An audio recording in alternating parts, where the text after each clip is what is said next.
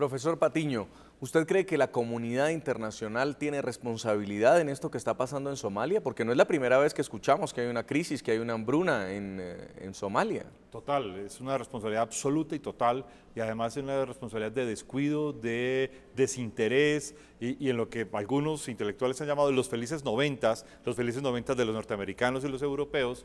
Resulta que sucede una cantidad de desastres como este desastre, pero en Somalia en particular hubo una hambruna brutal entre 1992 y 1994, y recordarán una intervención desastrosa de los Estados Unidos tratando de recomponer una especie de gobierno en Mogadiscio, una ciudad que ya en ese momento no sabía cómo se conformaba, no sabía qué estaba sucediendo, y que era un momento en el que además Mogadiscio ya estaba repartida entre 3 o 4 milicias, entre ellas una milicia islámica muy radical anterior al Shabab, y se da esta intervención que da pues producto al informe militar Black Hawk Down y a la película Black Hawk Down, etcétera, pero demuestra que adicionalmente no solamente fue un fracaso la intervención, sino que después de este fracaso prácticamente se abandona a Somalia a su suerte durante 4 o 5 años y no vuelve a pasar nada a Somalia, y casi que Somalia vuelve al escenario internacional luego después de 2006, 2007, principalmente por la piratería marítima.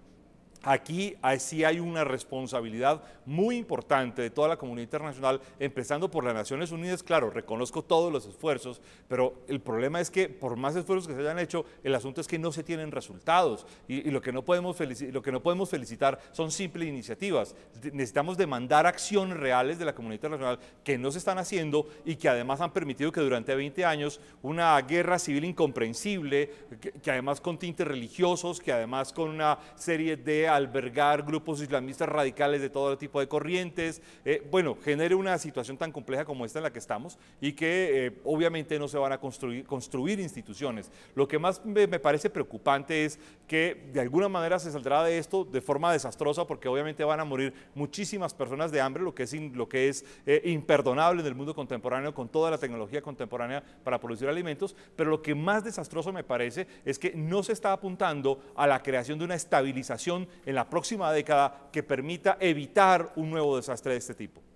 Pues vamos al lugar de la noticia, vamos a hablar con una de las personas que tiene contacto cara a cara todos los días con los somalíes que están llegando a los campos de refugiados. Tenemos enlace con el portavoz de la ONG internacional Oxfam, Luis Belanger. Él hace parte de la misión humanitaria que atiende a los miles de refugiados en Somalia.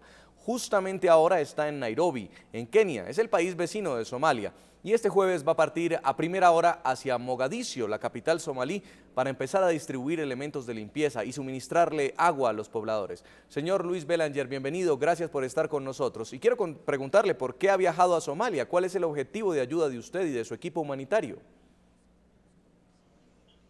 Pues yo trabajo con una organización que se llama Oxfam, es una organización internacional que está enfocada en el problema del agua. Entonces, ahora en cualquier parte de Somalia, también en el norte de Kenia, estamos entregando agua a miles de personas que necesitan, obviamente, esa agua por el problema de la sequía y del hambre aquí en el este de África. Oxfam está entregando ayuda ahora a más o menos 1 millón de personas, y queremos llegar a más o menos 3 millones de personas en los próximos, digamos, 3 meses. Señor Belanger, ¿y ya había estado usted en Somalia o este es el primer viaje que usted y su organización están efectuando? Pues estuve en Somaliland, que es en el norte de Somalia, la parte norte de Somalia. Somalia es como la geografía del país, es como el número 7. Entonces estaba en el norte del país hace como 2 años en Somaliland, y también en ese tiempo vi cosas increíbles, personas refugiados del sur del país que estaban sufriendo bastante, y ahora es lo que estamos viendo también en el sur del país, donde hay más de 3 millones de personas que están urgentemente que están necesitando ayuda por los agencias humanitarias como Oxfam. Imagino que el día a día de una familia que enfrenta esa difícil situación en Somalia debe tener muchas implicaciones. ¿Cómo es un día de una familia somalí? Pues la situación, por ejemplo, en la capital Mogadishu, que es la capital de Somalia, es una situación muy difícil en el sentido que la gente estaba en el sur del país donde hay conflicto y donde hay el problema de sequía también. Entonces ahora familias con niños, en el sentido que hay muchos niños por familia, hay más o menos cada niño por familia, entonces es mucho en esos países y están llegando en una capital que no hay mucha seguridad, que no hay mucha comida, mucha agua y hay un problema de higiene básica, en el sentido que el problema de cólera es muy real en esta ciudad, que la gente normalmente viven de los animales.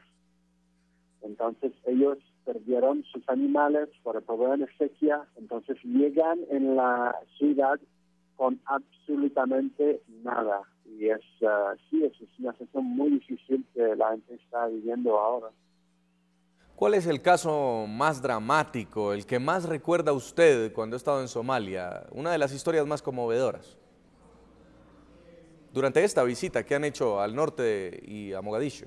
Sí, es una buena pregunta. O sea, en el norte de Kenia, entonces los refugiados están llegando en el norte de Kenia y hay historias increíbles de familias que están caminando por 3, 4, 5 semanas en el desierto de Somalia sin nada. A veces están, la gente les está atacando. Hay animales del desierto que le están atacando.